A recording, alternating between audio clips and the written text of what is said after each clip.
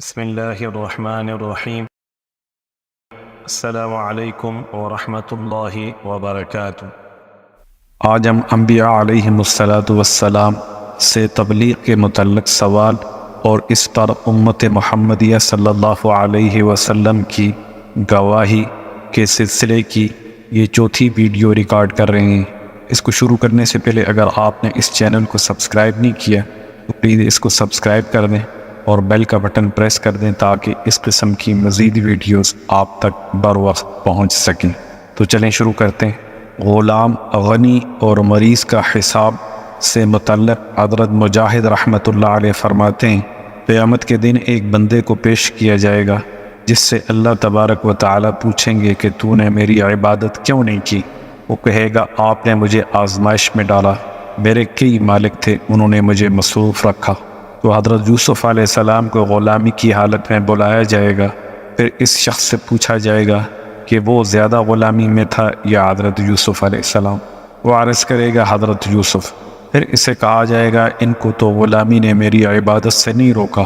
پھر غنی کو پیش کیا جائے گا، اس سے پوچھا جائے گا کہ تو نے میری عبادت کیوں نہیں کی؟ وہ عرض کرے گا میرا مال بہت تھا، میں اس میں پھنسا ہوا تھا۔ وہ حضرت سلیمان علیہ السلام کو ان کی حکومت کی حالت میں بلایا جائے گا، پھر پوچھا جائے گا کہ تو زیادہ مالدار تھا یا سلیمان؟ وہ عرض کرے گا حضرت سلیمان علیہ السلام۔ اللہ تعالیٰ فرمائیں گے ان کو تو مال و دولت نے میری عبادت سے نہیں روکا۔ پھر مریض کو پیش کیا جائے گا اور پوچھا جائے گا تجھے میری عبادت سے کس نے روکا؟ وہ عرض کرے گا یا اللہ آپ نے مجھے بیماری میں مبتلا کیا تھا۔ تو حضرت ایوب علیہ السلام کو ان کی بیماری کی حالت میں بلایا جائے گا، پھر پوچھا جائے گا تم زیادہ بیمار تھے یا حضرت ایوب؟ وہ عرض کرے گا حضرت ایوب۔ پھر اللہ تبارک و تعالیٰ فرمائیں گے انہیں تو بیماری نے میری عبادت سے نہیں روکا۔ جھوٹی گواہی اور جھوٹی تعریف کا وبال، اس سے متعلق حضرت سلیمان بن راشد رحمۃ اللہ علیہ فرماتے ہیں مجھے یہ بات پہنچی ہے کہ جو شخص دنیا میں کسی قسم کی گواہی دیتا ہے تو یہ گواہی اسے قیامت میں سب لوگوں کے سامنے دینی ہو، اور جو شخص دنیا میں کسی کی جھوٹی تعریف کرے گا اسے قیامت کے دن سب لوگوں کے سامنے ویسی ہی جھوٹی تعریف کرنی ہو۔ علامہ قرطبی رحمۃ اللہ علیہ فرماتے ہیں کہ یہ بات صحیح ہے، اس پر یہ ارشادی باری تعالیٰ بھی ہے سَتَكْتُبُ شَهَادَتُهُمْ وَيُسْأَلُونَ، اب لکھ رکھیں گے ان کی گواہی اور ان سے پوچھ ہوگی۔ حضرت موسیٰ علیہ السلام کو جو الواح عطا کی گئی تھی ان میں یہ مذکور تھا کہ اے موسیٰ تو اس چیز کی گواہی نہ دے جس کو تیرے کان محفوظ نہ کریں اور تیرا ذہن اس کی حفاظت نہ کرے، اور دل اس پر مطمئن نہ ہو، پس میں گواہی دینے والوں کو قیامت کے دن ان کی گواہیوں پر کھڑا کروں گا اور پھر ان سے سخت باز پرس کروں گا۔ رعاء پر ظلم کی سزا سے متعلق ایک بار سلیمان بن عبد الملک نے حج کیا اور کہنے لگا میرے پاس کسی فقیہ کو لاؤ تاکہ میں اس سے مسائل حج دریافت کر سکوں۔ اسے حضرت طاؤس رحمۃ اللہ علیہ کے بارے میں بتایا گیا، لہذا ایک دربان حضرت طاؤس رحمۃ اللہ علیہ کے پاس پہنچا اور کہنے لگا امیر المومنین کا حکم ہے میرے پاس کسی فقیہ کو بھیجو، میں اس سے حج کے بعد مسائل پوچھنا چاہتا ہوں۔ حضرت طاؤس رحمۃ اللہ علیہ نے فرمایا مجھے معاف رکھیے، مگر دربان نہ مانا اور آپ کو امیر المومنین کے پاس پہنچا دیا۔ حضرت طاؤس رحمۃ اللہ علیہ فرماتے ہیں میں جب سلیمان کے سامنے کھڑا ہوا تو میں نے کہا اللہ تبارک و تعالیٰ یہاں بیٹھنے کے بارے میں بھی مجھ سے پوچھیں گے۔ پھر میں نے کہا امیر المومنین جہنم کے ایک کنویں کے کنارے سے ایک چٹان 70 سال تک گرتی رہی، تب جا کر اس کی گہرائی میں پہنچی۔ آپ کو معلوم ہے یہ کنواں اللہ تعالیٰ نے کس کے لیے تیار کیا ہے؟ اس نے کہا نہیں۔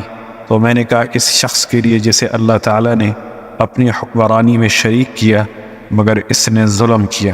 حضرت طاؤس رحمۃ اللہ علیہ فرماتے ہیں کہ یہ سن کر سلیمان رحمۃ اللہ علیہ نے رونا شروع کر دیا۔ ذکر اللہ نہ کرنے کی وبال کے متعلق حضرت ابو ہریرہ رضی اللہ تعالی عنہ فرماتے ہیں جناب رسول اللہ صلی اللہ علیہ وسلم نے ارشاد فرمایا تم میں سے جو شخص کسی جگہ بیٹھا مگر وہاں اللہ کو یاد نہ کیا تو اللہ تعالیٰ کی طرف سے اسے گھبراہٹ ہوگی، اور جو شخص کسی جگہ پر لیٹا مگر وہاں اللہ کو یاد نہ کیا تو اس پر بھی اللہ تعالیٰ کی طرف سے اسے گھبراہٹ ہوگی۔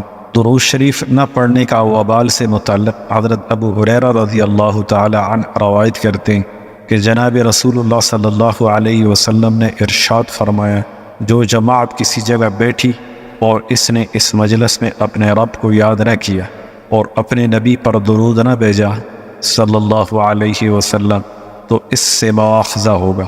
اللہ تعالیٰ چاہے تو انہیں اس وجہ سے پکڑ لے اور اگر چاہے تو انہیں معاف کر دے۔ باعث حسرت مجلس کے متعلق حضرت عبداللہ بن مغفل رضی اللہ تعالی عنہ فرماتے ہیں، جناب رسول اللہ صلی اللہ علیہ وسلم نے ارشاد فرمایا، جو جماعت کسی مجلس میں جمع ہوئی اور پھر اٹھ کر چلی گئی اور وہاں اللہ تعالیٰ کا ذکر نہ کیا تو یہ مجلس اس جماعت پر قیامت کے دن حسرت کا سبب ہو۔ زبان کی وجہ سے مواخذہ ہوگا، اس کے متعلق حضرت ابن عباس رضی اللہ تعالی عنہ فرماتے ہیں کہ مجھے یہ بات پہنچی ہے کہ قیامت کے دن بندے کے لیے زبان کے مقابلے میں کوئی چیز ہلکی نہیں ہوگی۔ حاکموں سے سوال کے متعلق حضرت ابن عمر رضی اللہ تعالی عنہ فرماتے ہیں کہ جناب رسول اللہ صلی اللہ علیہ وسلم نے ارشاد فرمایا، تم میں سے ہر ایک حاکم ہے اور تم میں سے ہر ایک سے اس کی رعا کے متعلق سوال ہوگا۔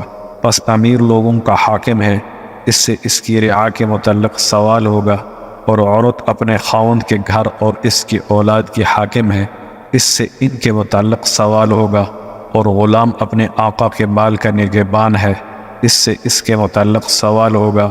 سن لو، تم میں سے ہر ایک حاکم اور نگہبان ہے اور تم میں سے ہر ایک سے اس کی رعا کے متعلق سوال ہوگا۔ حاکم سے رعا اور رعا سے حاکم کے متعلق سوال۔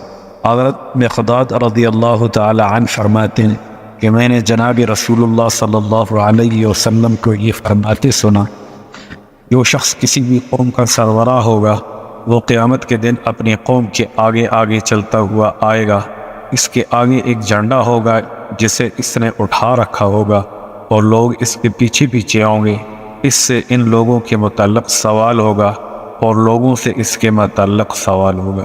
ہر چھوٹے امیر سے بھی سوال ہوگا۔ حضرت ابن عباس رضی اللہ تعالی عنہ فرماتے ہیں کہ جناب رسول اللہ صلی اللہ علیہ وسلم نے ارشاد فرمایا، جو شخص 10 آدمیوں کا بھی امیر بنے گا تو ان کے بارے میں بھی اس سے قیامت کے دن سوال ہوگا۔ مرد سے افراد خانہ کے متعلق سوال سے متعلق حضرت ابن عباس مسعود رضی اللہ تعالی عنہ فرمایا کہ اللہ تبارک و تعالی ہر حکمران سے اس کی رعیت کے متعلق سوال کریں گے کہ اس نے رعا میں اللہ کے حکم کو قائم رکھا یا اسے ضائع کر دیا، حتیٰ کہ انسان سے اس کے گھر والوں کے متعلق بھی پوچھا جائے گا۔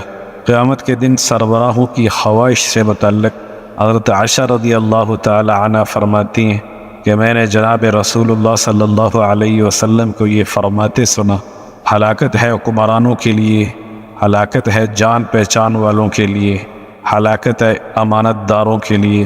قیامت کے دن ایک قوم یہ تمنا کریں گی کہ ان کی پیشانیاں سریا سے لٹکتی ہوں اور وہ آسمان اور زمین کے درمیان بلبلا رہے ہوتے، مگر انہیں کسی کا ذمہ دار نہ بنایا جاتا۔